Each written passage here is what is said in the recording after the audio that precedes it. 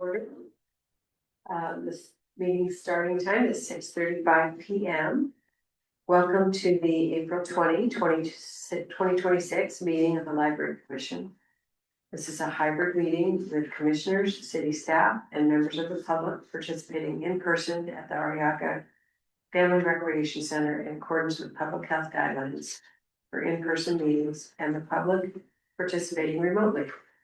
The commissioners present include Leith Abdullah, Kim Crockett, Carol Orton, that's me as chair, Sarah Sisbot, Scott Schaefer, Brian Westcott, who's vice chair, and Daniel Gill. Staff present include Library and Community Services Director, Nick Shegda, and Library and Community Services Supervisor, Rose Walnut. Nick will be helping facilitate the meeting. Nick, will you please take a moment and provide instructions to the commission and members of the public in attendance on how the meeting will proceed?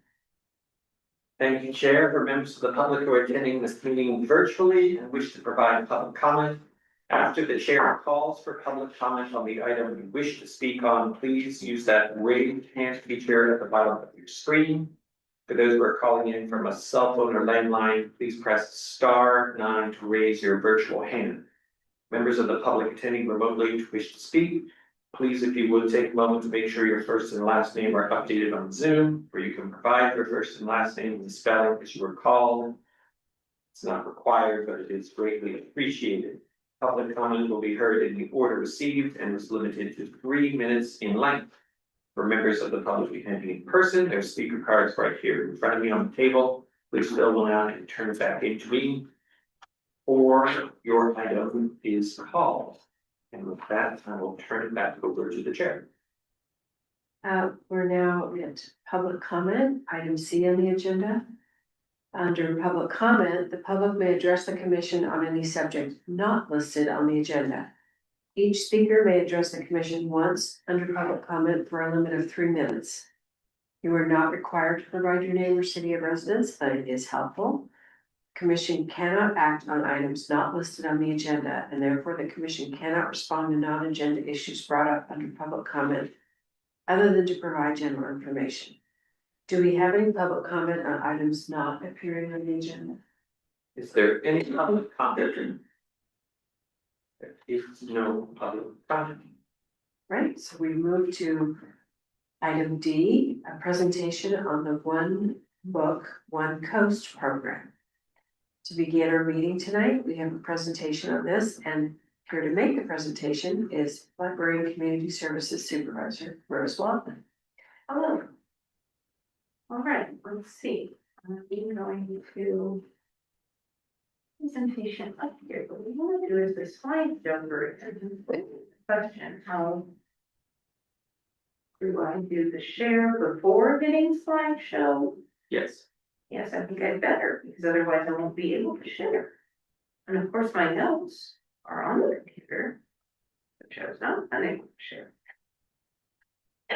But here's The same thing that was attached to our. Yes. It's the same as the same. But I'm sure Rose has some nice color commentary. Yes. oh no. We'll find it out. We're gonna find it. I'm sorry, I'm struggling. I'm a little off, a little thrown off at the moment, just because I was right up until coming here dealing with something else. It's working. Is it? Here we go. Beautiful. Right. This is a lovely fun thing that we've been doing, is that we have been participating in One Book, One Coast. The largest book club on the West Coast. Is an interesting way of putting it. Because it's not really a book club. It's so much more than that. Now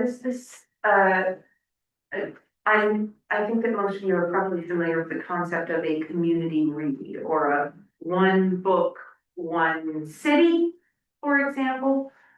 This is that concept. So the idea is that a community, whether it's the community just of a library, or a city, or a county, a consortium of libraries, reads the same book And over a period of time there are different programs that tie in with the themes of the book.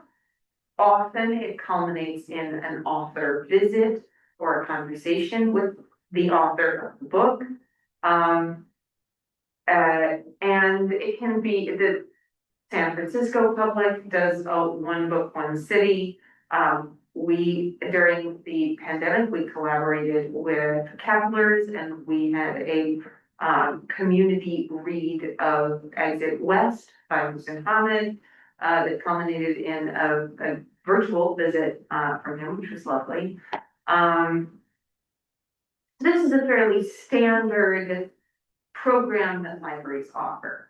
This one is very ambitious because libraries are taking part all up and down the West Coast.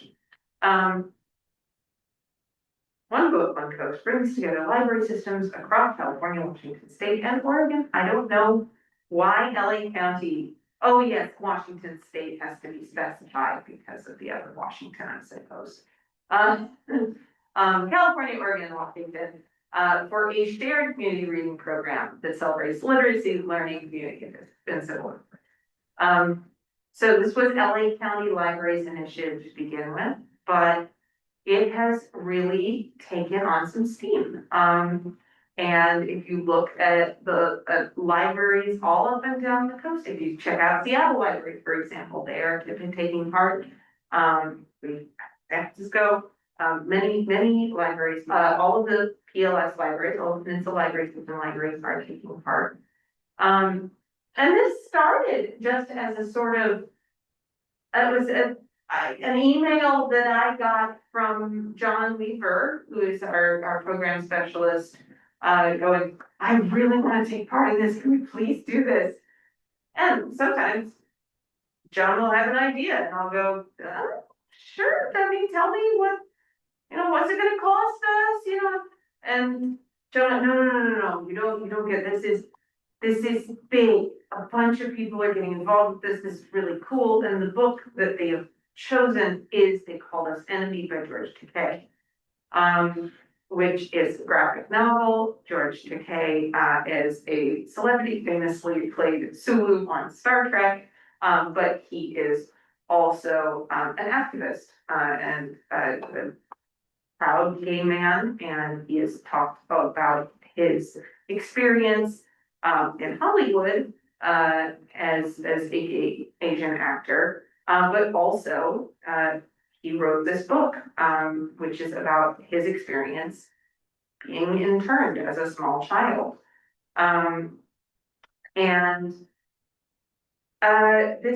It's a wonderful book, and because it's a graphic novel, there is a lower barrier to entry in a certain sense. People love graphic novels. Even people who don't like reading often like graphic novels. And it's a format thing. Not everybody, reading letters is not easy for everyone. Some people think better in pictures and take in better information if they can see things in that nonlinear fashion. So this is a great choice for the book. There's also a little kids book that goes along with it. Anyway, so there will be you can't see it, but on May 31st, LA County is going to host an author talk with Takei. And yeah, there are nearly 200 participating libraries who are encouraging their communities to read this book, who are making it available. We're giving away copies of the book as long as supplies last, making the book available to read on ebook platforms, and collaborating with major ebook platforms like Overdrive has actually been a major player in terms of making this book more accessible to libraries and allowing us to share copies. So it's been a really fun thing to be involved with. Anyone who has walked over to the main library recently has seen our tie-in exhibit, Am I an American or Am I Not? And John has really just absolutely gone above and beyond in coming up with tie-in programming, because this is the sort of thing that John excels at in terms of taking a theme, and seeing the different directions that we could go. So yes, what are we doing? We've got free copies of They Call Us Enemy.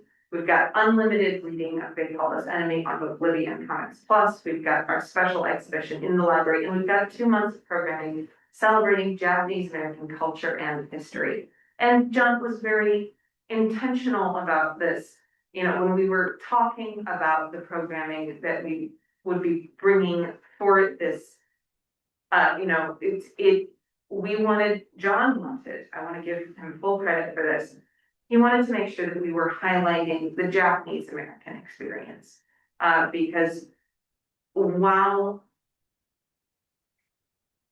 racism against Asian Americans does tend to run the gamut, in this particular circumstance, this really is about the internment the Japanese Americans experienced during World War II, and that we really wanted to not obfuscate that.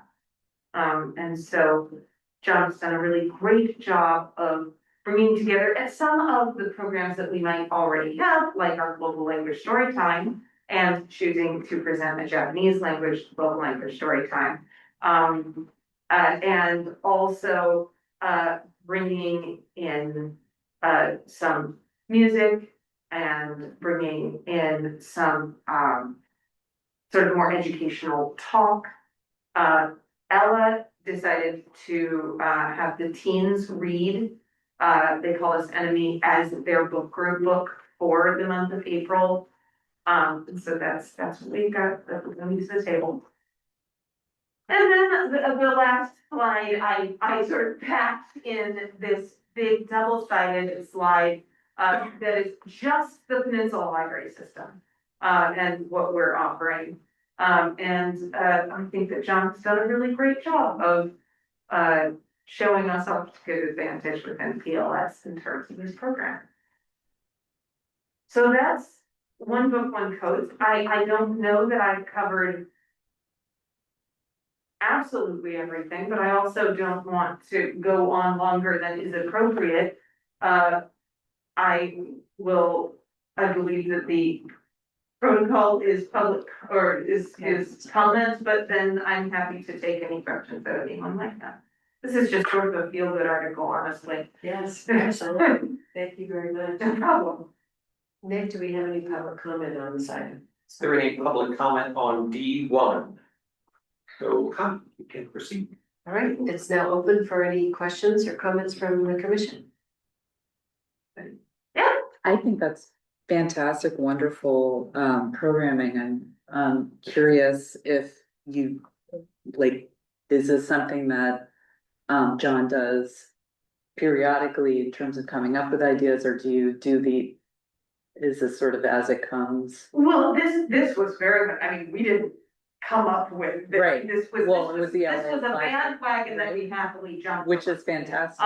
And John absolutely does have eyes out for things like that. Yeah. All the time. We certainly, well, for example, it's also right now the Peninsula Libraries Comic Arts Fest. This is a series of programming that the Peninsula Library Systems put on, not so much together as in coordination with each other.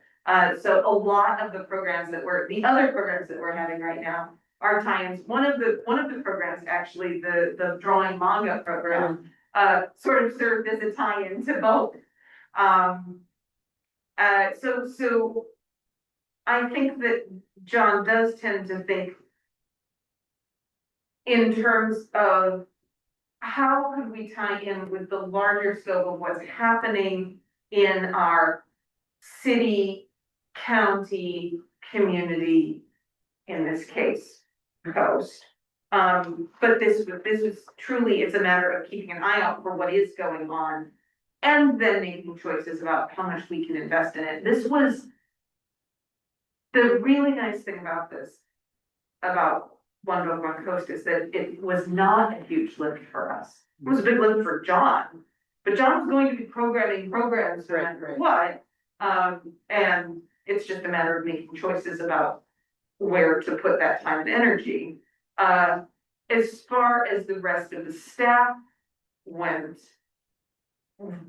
there's been a little bit of investment in terms of, yes, let's make sure that we get the copies of the book to give away, and let's make sure that we all know that this is going on and are able to speak about it. But it was a relatively low lift for something that really it sort of brings a very nice sort of connectivity to the community. Follow-up question along those lines about, how much you sort of publicize this with the school districts, like the Ravenswood district and the Menlo Park district with some of the free copies of stuff. Are there school libraries getting that too? And that is not something that we have been, that we have done at this point.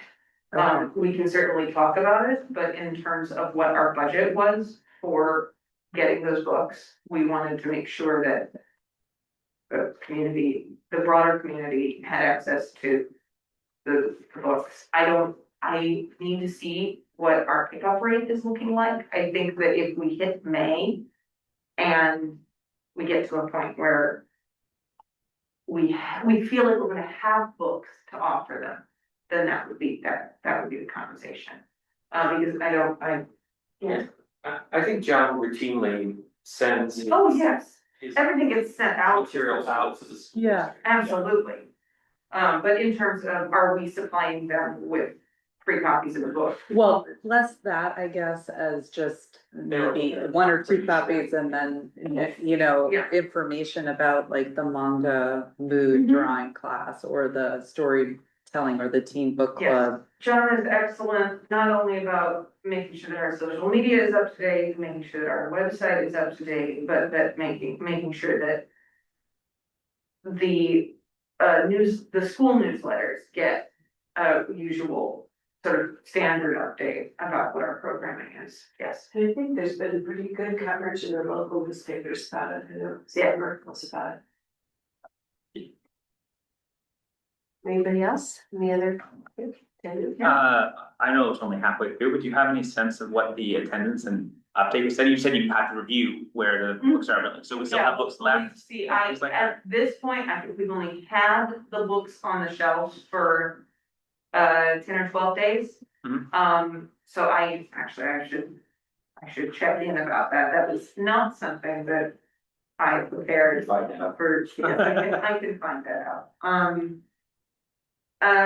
And as far as program attendance has been good, but I would need to find those numbers out. Yeah, it's been, I would say, better than Yeah. sort of like we do kind of John will bring educational programs in sort of as one-offs. And we're always a little. And we're always a little, but. But he's often right on things like this, and he does, we do make a conscious effort to try to tie all of our programs to our library collections, either through displays or articles in the newsletters or displays in the library locations that be like, hey, got, books about finger knitting, there's a finger knitting event coming up, or One of this the, one. yeah, one of the nice things about this was that I was talking with Iris about the display that we have up right now, and she said, yeah, I was looking for books to display and I realized that our collection, we were just really short in this area. We really were not hitting the mark that we wanted to be hitting, or that we needed to be hitting, in terms of just being able to put together a solid book display on this particular subject. And so she bought a bunch of books, and now our collection is better because we're engaging in this program. And also, I will say, and this is observational statistics, but from time to time, John brings exhibits into the library, like the one that we have up right now. And this is the first time that I've really noticed people coming into the library and looking, that they are here for it. I mean, we've had some very beautiful exhibits and some very informational exhibits. And this one I see, I mean, that's purely by observation. I haven't sent out a poll or gone out to any of these people, but I have noticed that people are coming in for it. I think it would be interesting to know, I mean, it's impossible to really know, but like why is this one so compelling? I mean, obviously, you know, the topic is interesting. Is it because the topic is something that people here find interesting? Is it well promoted? Is it that it is the sort of like big thing that is with I everyone? think it's that it's the big thing that's with everyone. Because people are hearing about it from friends and family And from different places. and from different libraries, and it's kind of novel. You know, but we, you know, sometimes people will come in and say, well, why can't I get a book from this library in New Jersey? And I mean, look, interlibrary loan does exist, but from time to time, I will have a conversation with a patron that goes something along the lines of, well, you should just all have one system. You should just all be on the same, you should just all, and the reining in of going, do you have any idea how hard it is just to coordinate with 7 other libraries, like, are in the same county? Like, what are you talking about? Yeah, put that away. But I do think that there is something to the draw of hearing about, oh, this is, you know, hearing about it from different places and from big libraries, like LA County, like San Francisco, like Seattle, like. Who have bigger marketing budgets and things like that, which helps. But I also think it's an interesting thing because the way that John has programmed it, there's lots of different ways into it, right? You could just go and do a manga thing, or you could go and listen to taiko drumming. You could go and hear history, you can check out the book and do the author event. There's a whole lot of different ways to come at it.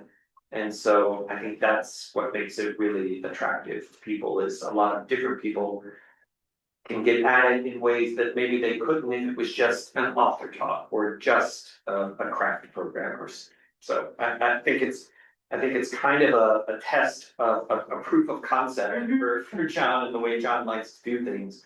And so I think he'll be looking to do more of this if he can. I know he's got several different things coming up. There's the summer reading, and it also overlaps with, he does a puppetry festival. Which is another thing that you want to. Yeah, where John brought it to me and I said, it's crazy popular, and so he was right. I have to give him this process every time we discuss it. John is very, very good. At doing that, at knowing what's going to work. But yeah, but to your question, yes, I mean, I do think it's kind of a perfect storm. I think that a big part of it is how big it is. But also I think that they made a really smart book choice. So.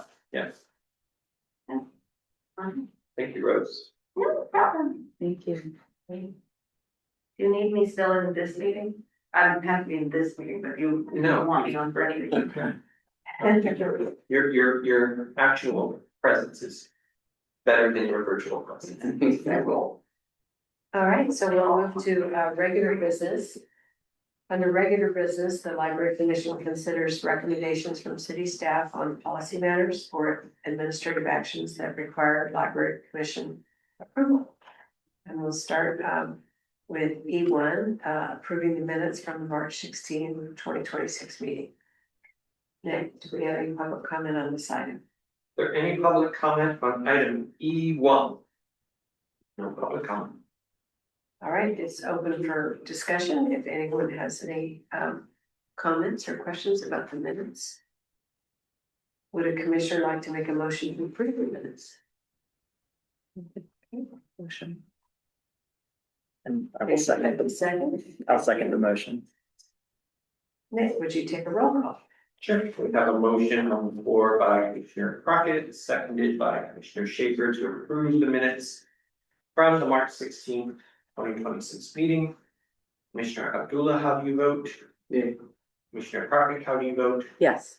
Commissioner Sisbot, how do you vote? Yes. Commissioner Schaefer, how do you vote? Yes. Commissioner Westcott, how do you vote? Yes. Commissioner Yule, how do you vote? Yes. And Chair Orton, how do you vote? Yes, Motion passes unanimously. Thank you. right. So we'll move to item E2.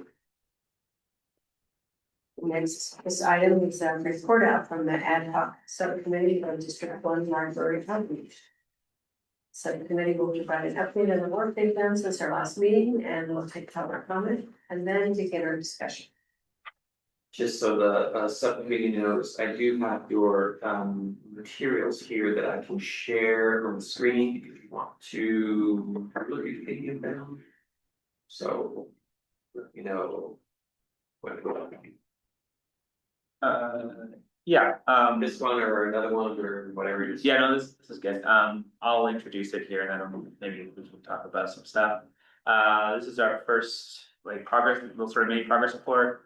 We just sort of summarized all of the work that we have been doing. So this is the overview, this is what we agreed we were going to be focused on, which is sort of looking at engagement in the Belhaven area in District 1. So our objectives are basically step 1, make a report about research findings and sort of current situation. And include in that a plan of how to address any issues that we've uncovered. And then step 2 is do the plan. And so that's that's the overall what we're trying to do. Yeah, we've been doing a number of things. We've been meeting with relevant stakeholders and we've been reviewing literature from academic publications and like blog posts and whatever we can find talking about other libraries that have similar situations. Yeah,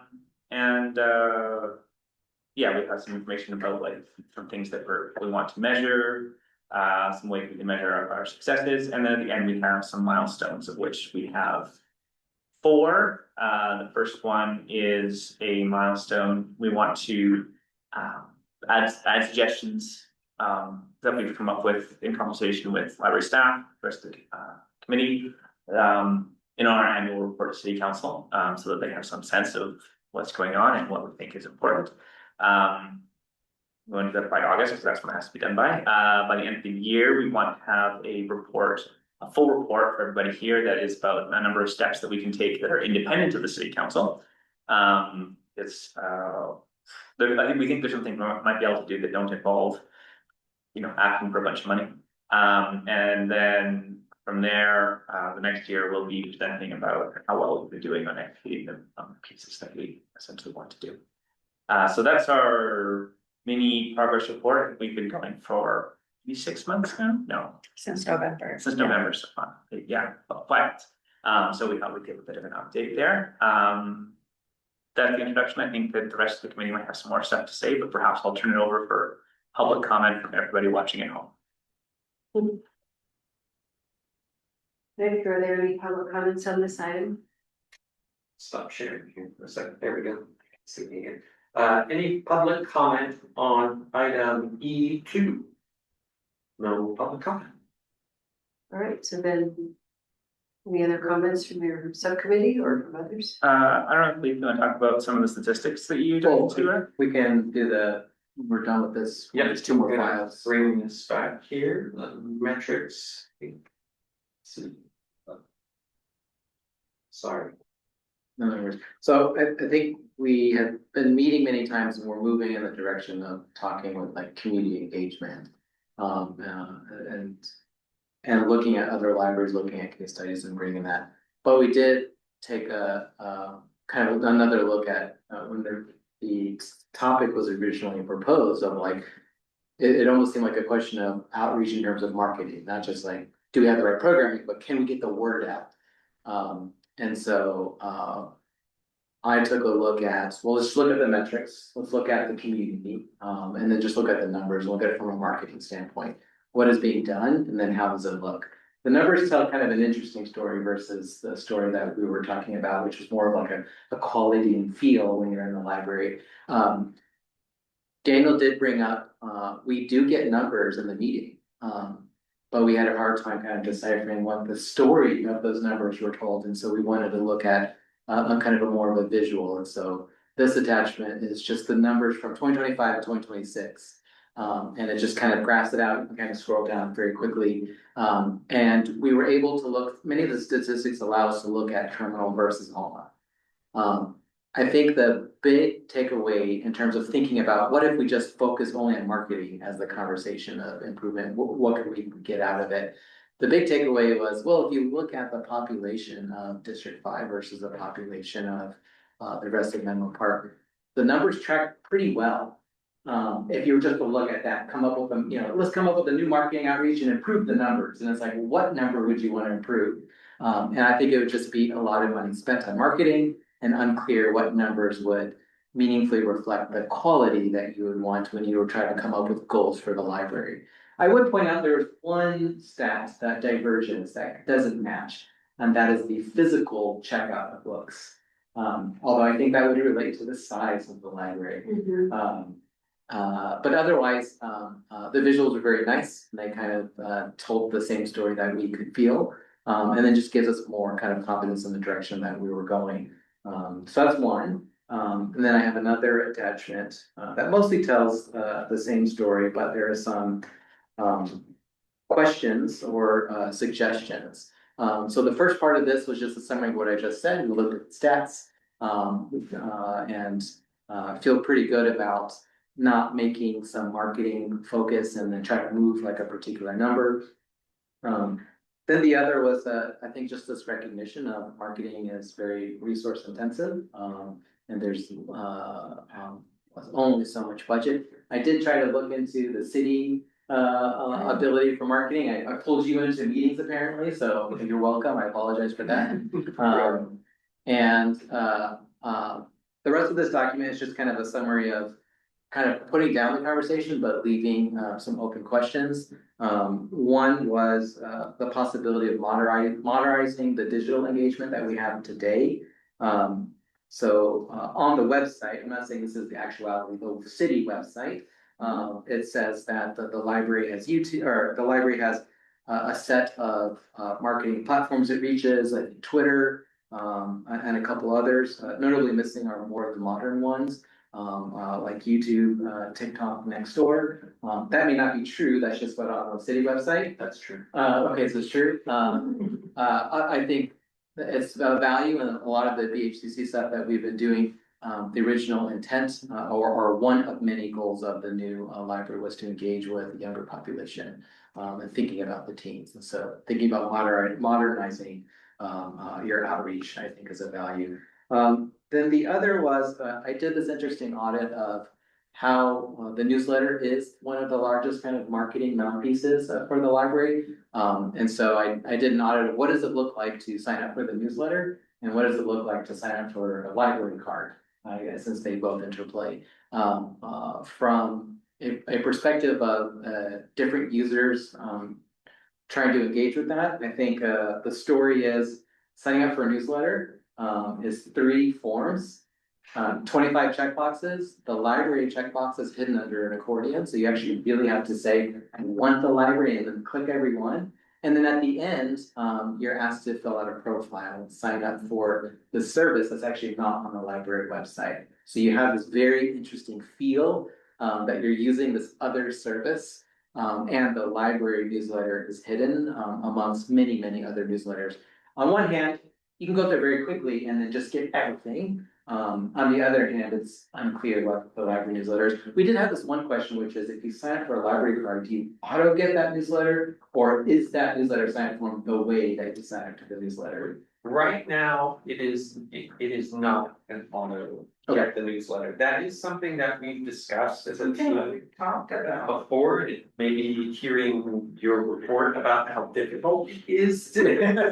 I will not use the word difficult, but I would say that it is many, many steps. Yes. And then I did case studies of just, other ways of signing up. And I've had an experience where you have a text box, you put your email, Mhm. and then you get an email saying, please confirm it was you, and then you're done. That is not the experience of the newsletter today. And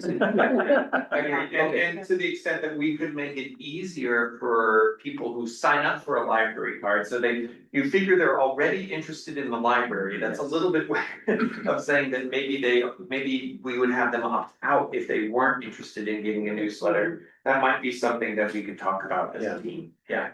So that was one audit. The other was signing up for the library card. Not much to say here other than a couple of things. It's 8 fields, so it's not too bad.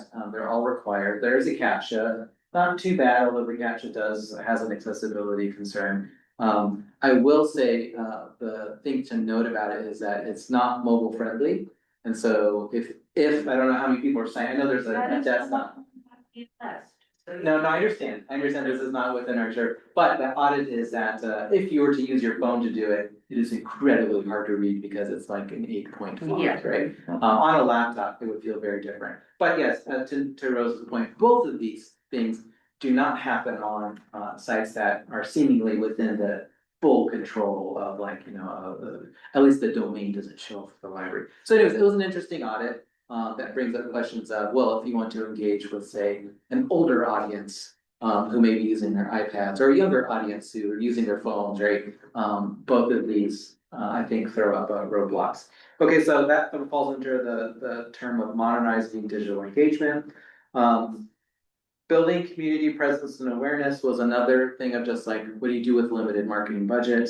We explored a little bit, just if you had more budget, but don't have much to say there. 2 ideas were that we found through looking at other libraries, an ambassador program.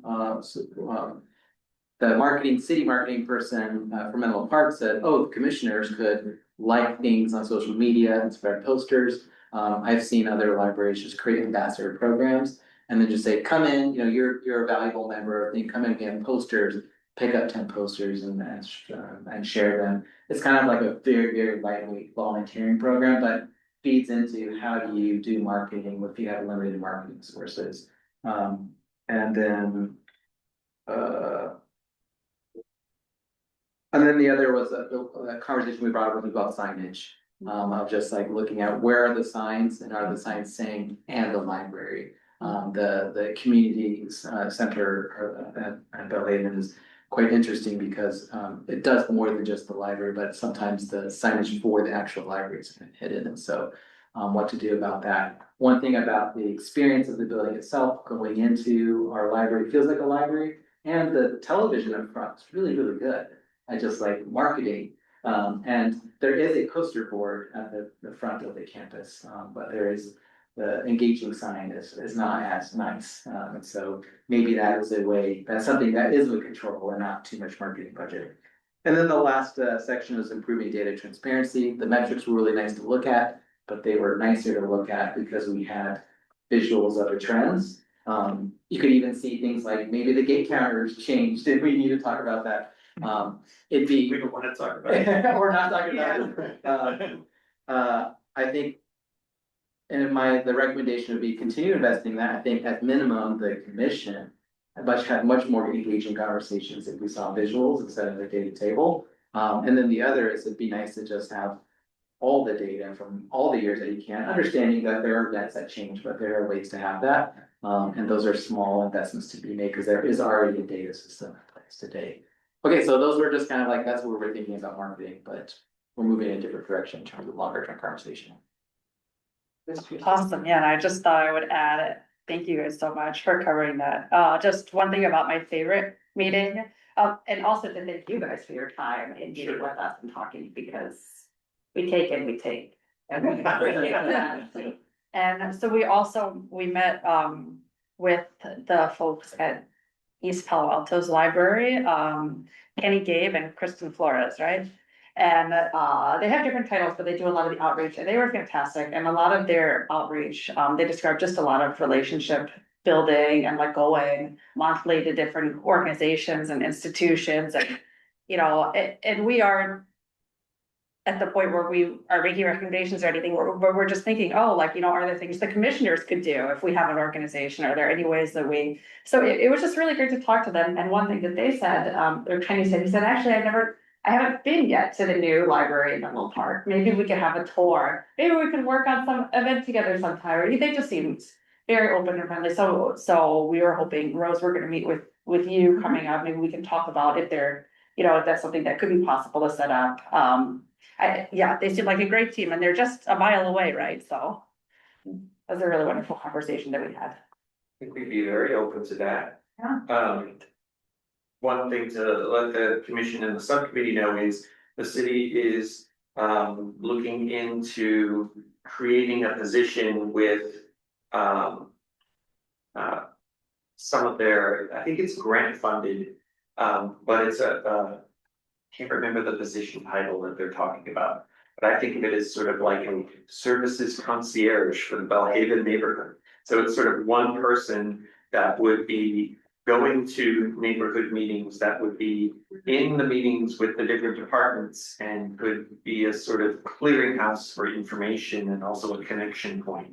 I think there are staff there on the LCS team, a lot of the staff who work there in the senior program at the front desk, who are going out into the community, who do that, but having one person who that's their job would make a real difference. I think it would have a little more impact than this sort of piecemeal things. And I think that's often what you see is that marketing is sort of a little bit a part of all of our jobs in library, but it's not any one person's job. And so it's great that you guys did this work because I've got a whole list of ideas of things to follow up with the team and see what's possible, because I think some of these are pretty doable. It'd be nice for you guys to come back and hold us accountable, or not even just, not like that, but just ask about it again. So I don't forget about it, is mainly what it is. Because these things, if these are helpful, like a data dashboard or this marketing ambassador program, you know, me sharing this subcommittee report with Kendra, our marketing person, and with Ashley, who's sort of our quant in the LCS department, I think might get some interesting results. I'm sure to be very interested in. So thank you. Just one story to share, really. My in-laws went to a program last week. It was the Hawaiian. Oh, yeah, it was Faith. Yeah, I can't remember her name, but they thought it was a main library. So they were sort of confused because they don't get the newsletter. So this bears on a lot of different things. They don't get the newsletter for some reason. These are my in-laws, so I'm a little accountable to that, but I don't understand why they don't subscribe to the newsletter, perhaps because it's a little bit difficult. But then they found out it was at the Belhaven Community Center, so they went there, but they couldn't find it. So then, because there's no signage, Wow. and my father-in-law gave me an earful, how hard is it to have a sign that says library? And I was like, I know, I know. Yeah, and then once they got that, I mean, the program was wonderful, they loved it. But the signage issue, even in the building, they felt like was lacking a little bit with Yeah, well, I regard to think the that's kinda- library. That's got a special circumstance one, because they were working on refinishing the program room floor. So So it usually wasn't in the. it wasn't in the place where it usually is. Usually it's in that big program hall where if there's a musical program, you can hear it as soon as you walk into the building. But because they were working on the floor there, they held it upstairs in one of the exercise studios. So Right, I it's just sort of like a understand that. confluence So of that. my mother-in-law was trying to explain it Yeah. to me and I was like, okay.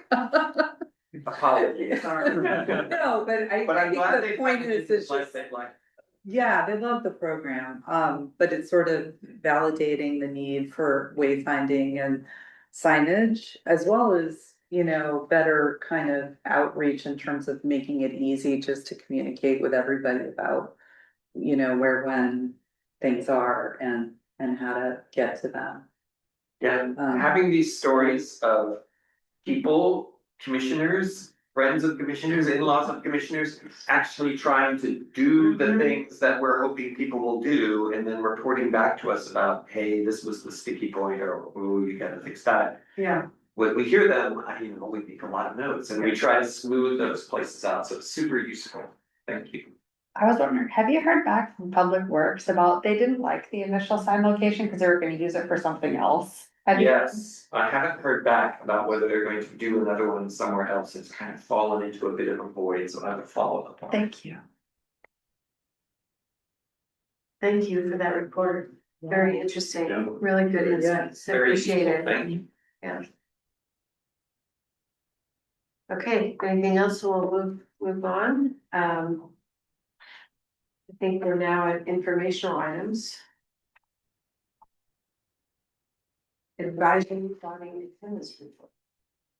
I think we'll have an introduction to this item. This is super quick, every year, the city clerk compiles the attendance reports and publishes them to the city council.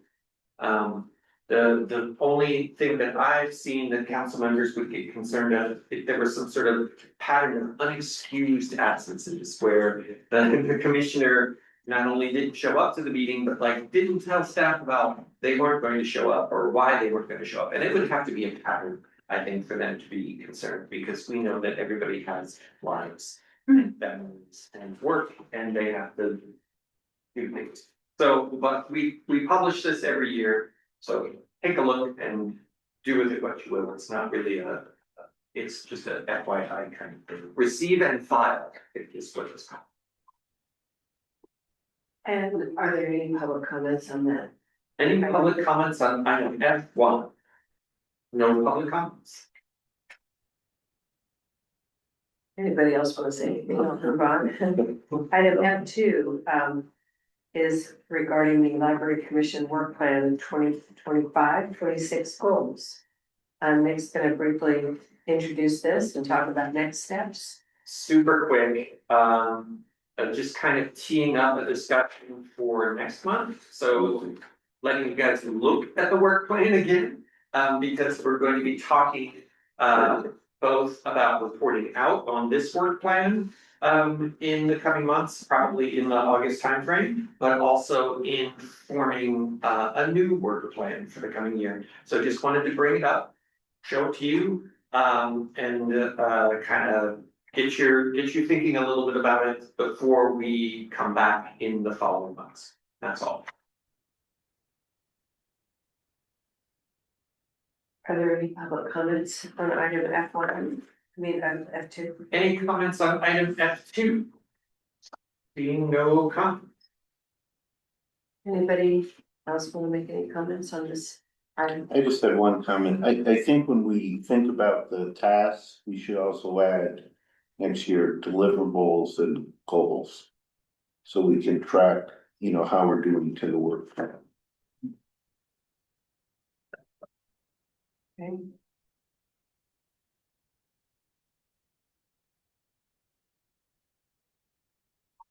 And now we are on to F3, the Library and Community Services Department updates and statistics. Here is our giant pile of statistics that we give you every month again, and so now I feel a little ashamed about saying, here's the giant table of statistics, but there's the giant table of statistics that we had. I'm not gonna put it on the screen, because I feel subconscious now. But no, I'm kidding and I'm not kidding, because I think you're right. I think we can show it to better effect than what we do. And so, but it's there, so if there's any questions, comments, concerns about the information that came out this month, let us know. The door people counter is still messed up at the main library, and we're starting to think about actual workarounds at this Yeah. point, because we I'm can't trying get to our, get answers from our vendor. we can and get our vendor to answer us, so. every week, I say, how's that going? And then I don't get a response. Well, I have a PLS council meeting that I go to this Thursday, so perhaps if you take my foundation meeting, I can go to the PLS council meeting and. Got it. And ask them about a couple of these things, because the sort of tech head for the library system will be there, so I can ask him about it in person.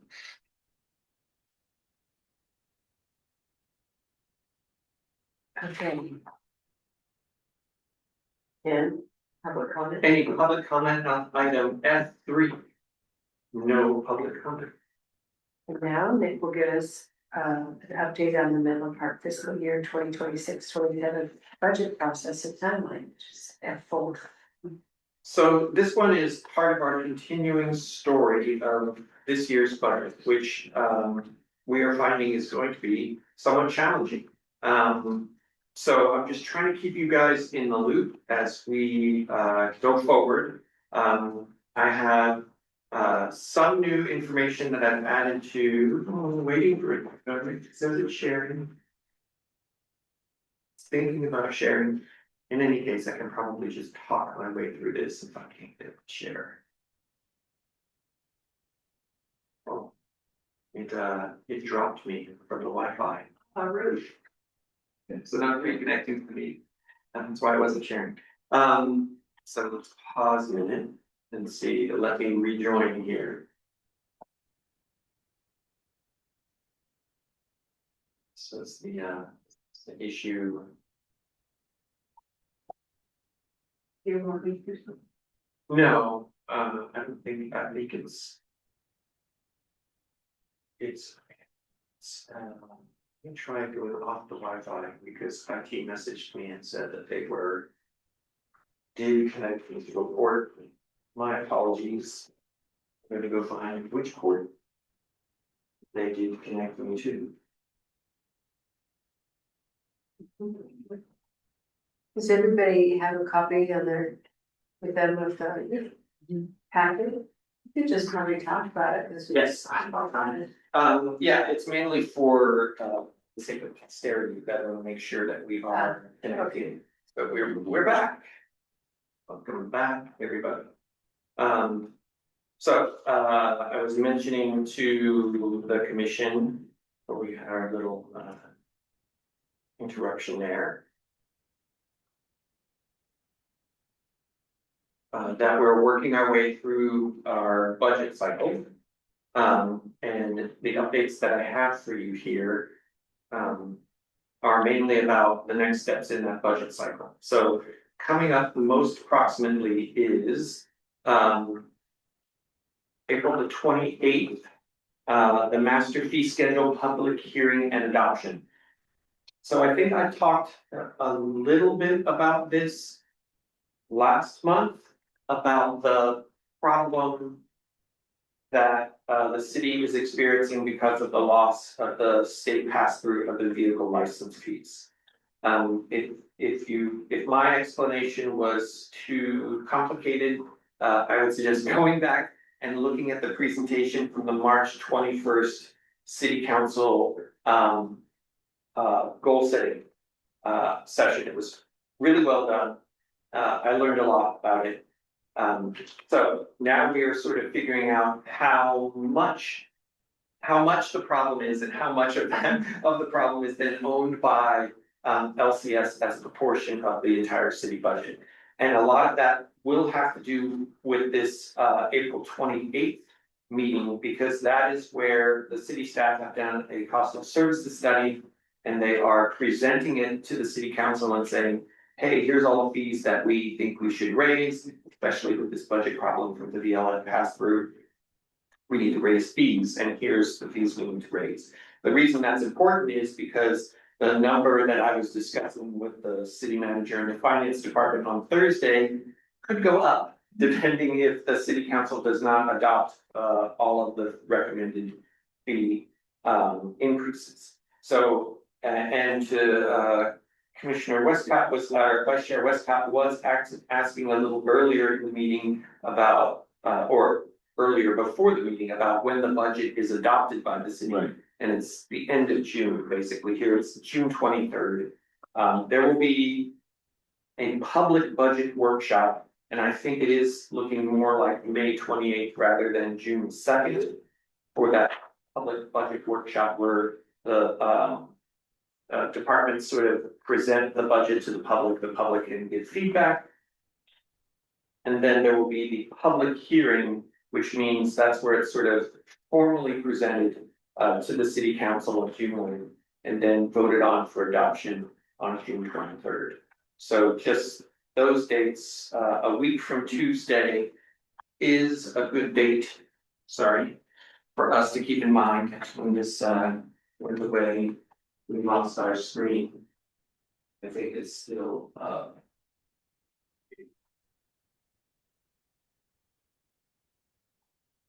think I get a little more respect, is right.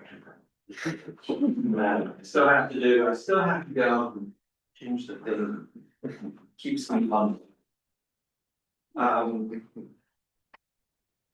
Where was I? Budget workshop. Next week, Yes, next is on the week. meeting. Next week meeting, a week from Tuesday will be an important meeting to find out for us, LCS, and for us, library team within LCS, kind of what our share of any reductions might be. But so there's still some pieces that are not, that are kind of, the balls are kind of rolling around and haven't nestled into the holes yet. I don't know if that's a good metaphor for budget, but anyway, I will keep you guys informed. Happy to talk to you guys about it offline as well, if you want to, talk to me about what's going on in sort of a more unofficial way, I'm happy to do that. And I'll keep bringing the, reports back to this group, to the extent that I can share, in the public forum about the, what's going on with the budget.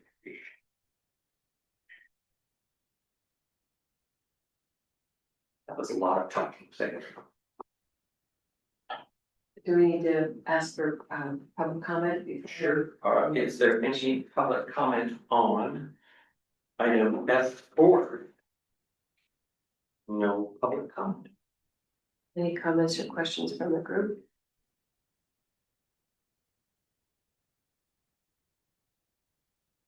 Okay.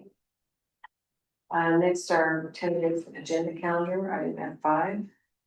It's pretty self-explanatory. It is pretty self-explanatory, just asking if there are things that you guys want to see that are not captured here. A note that new commission members are appointed, I think it's either April 28th or it's May 12th.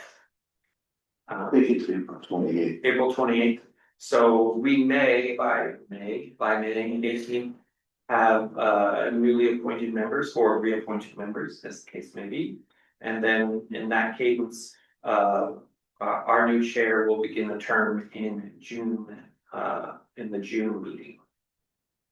And then we start to look at our work plan coming up.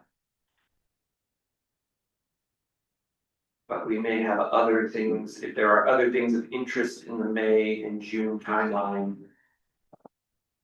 Realizing that those two study sessions about the work plan.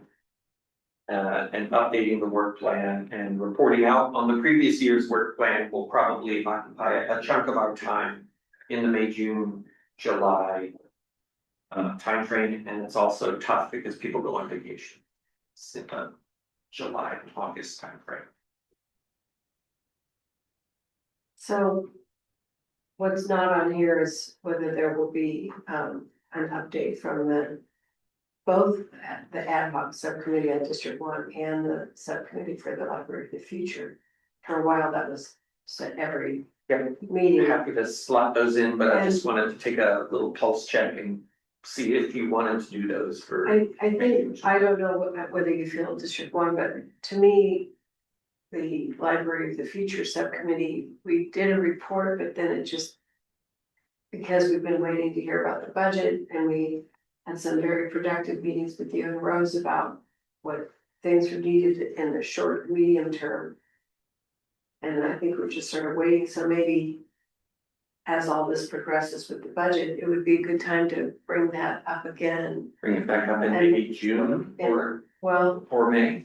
I think May I think is May, appropriate. I think um, we were working on just sort of adding some actual numbers to some of the recommendations for short to near-term improvements, things like that, that we could fill in, even if they're Great. not immediately actionable, we certainly can keep the ball moving. Or I at least think we to keep could it. think about work, our work plan for next year, cause Yeah. I think we have to refresh the report and for a lot of reasons, it just, Yeah. stalled this year. Yeah, and so now that we have a new director and I think it would be good to bring it back up. Okay, And so get that. I for think May. it ties in really well with the discussion about the budget and the discussion about past work plan and future work plan, so. It'll. How about the other subcommittee? Any thoughts about a report out in May, June? We'll want to do something before August because we want to, one of our work plan items is to include something for the city council. So at some point in there, I think we're gonna be meeting Yeah. consistently, so we'll certainly have something to say, but we'll probably want to do a more formal thing. So maybe we'll have that on the June agenda rather than next month. Sure. Yeah, And sounds then, good. so next month it could be more about, because those other things I think Mhm. tie Yeah. together Yeah. as well. That's great. And that is a busy, but there's a lot to talk about with the work plan. And there will be a fair number of things, I'm sure, coming up on the library side that we will want to highlight. Summer reading will be coming.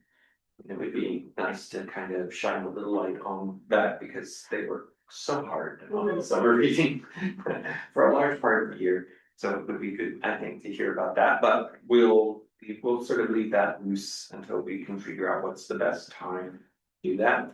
There are also some things percolating at the state level that I'm hearing about now that we might wanna share at some point. So. Good things about that. Okay. Okay. And now we're at item G, commission reports. Are there any individual commissioner reports on items of interest to the group? I could share out on attending the quarterly Friends meeting, which was great. And also Nick was in attendance, as was Rose. So the Friends, and also Jim, the president of the foundation. Jim Rowe, was also in attendance, which was nice. And that was one thing I wanted to share with the commission because he expressed an interest in talking to and working with the commission, as well as, the foundation, the Friends, to sort of be a little bit more collaborative because we're all doing supportive work for the library and we don't want to be duplicative of one another. We want to work collaboratively and also help one another to further the interests of the library and programs and services. So that's something we can talk about, but I wanted to share that. And the Friends are, I mean, it's so interesting to go to the Friends meetings because you always learn something new. I mean, they highlight with all of their work, the high priced Amazon sales, which are very interesting to hear about. But their financial position is quite good. Their cash position right now is 838,000. And so they're very well, they're very ready to take on requests from the library for grants forthcoming. And also, and correct me if I'm wrong there, but they did say, you know, we're there for you and we want to make sure that we're going to be there no matter what happens with the city budget, and so that the library can pull through the ups and downs of what happens. And some other highlights, I think we talked a little bit more about the Bellhaven library and just trying to really figure out how to figure out what it is that the patrons of that library would like if for books in that community. And strategies for where to put the cart even, or how to do those types of things. And I'm just trying to see if there's any more worthy highlights to share. But I think those were the ones with the big one being that I think we're gonna try and put some effort into talking to the foundation as well as the Friends and getting the commission, the foundation, the Friends together, and so that there's better communication, so we all know what each group is doing.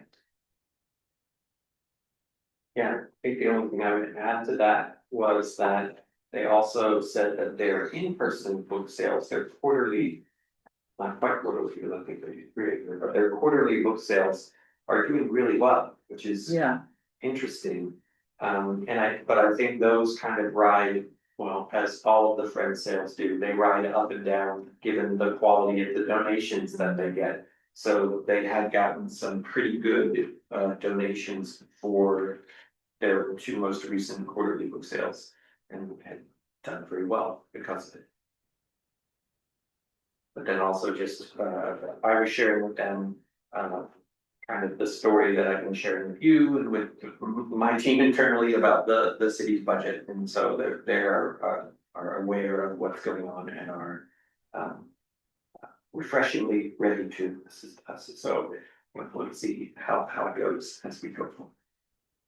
Quick question, do you know how much they average every year bringing in, like, is the 800,000 accumulated over 10 years or?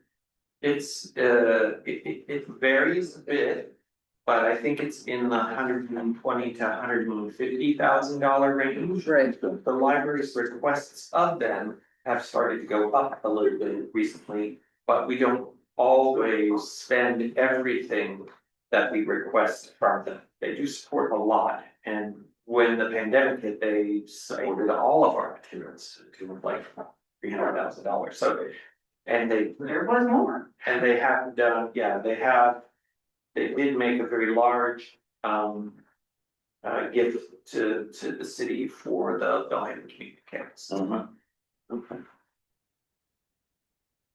Yeah, their revenue target each year is around 175, 180. Good, yeah. That's from selling $1, $2, $3, $4, $5 books for the most part. Mostly $1 and $2 books. Well, they're Except that then. there's the Amazon one- sale. I think they just have figured out how to do the Amazon sales to such a efficient degree, as well as building relationships in the community where they're getting bequests, donations from estates. Mhm. So they're getting large collections. I think this past time, there's a couple big donations or large collections from homes that have really nice Yeah. books and other things that can be resold on Amazon, or that they know of people who would be buyers of this. Mhm. So they've done a good job with that. They've got a tight operation. What kind of numbers of people are attending these quarterly meetings? Like how many active members of? I would say a dozen. Yeah, it's a board meeting, so it's not a general, they have only one annual membership meeting, and I think that's in June. June. Okay, And so that will these be are here not in the quarterly board meetings. These have, are quarterly board like meetings. 12 people on the board, and then. In addition, how many volunteers do they? have? That, I don't know the number of Super volunteers. active, probably in the low 30s, I would say. That's a pretty. It's pretty good. I think they're constantly worried about their sort of volunteers aging out. Because many of the volunteers who have been working for the Friends have been doing it for a number of years, and they move out of the area where they have health issues and they can't do it anymore, because parts of it are relatively physical labor, so they're always looking. They spend a good amount of effort in recruiting volunteers.